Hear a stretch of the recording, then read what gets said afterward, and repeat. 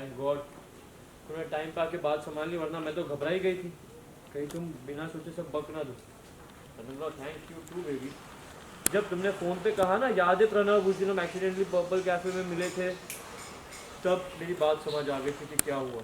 और अच्छा हुआ हम दोनों ने अपने फ़ोन से हमारे सोशल मीडिया की फ़ोटोज़ डिलीट कर दी, वरना वाकई प्रॉब्लम हो सकती थी।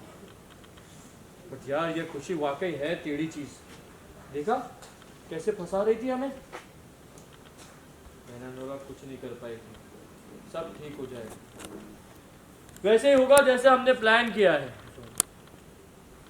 एक बार बस ये एंगेजमेंट हो जाए भाई, फिर शादी हो जाएगी और फिर डिवोर्स।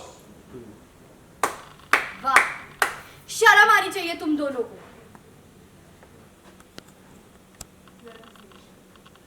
रोक सकती हो तो रोक।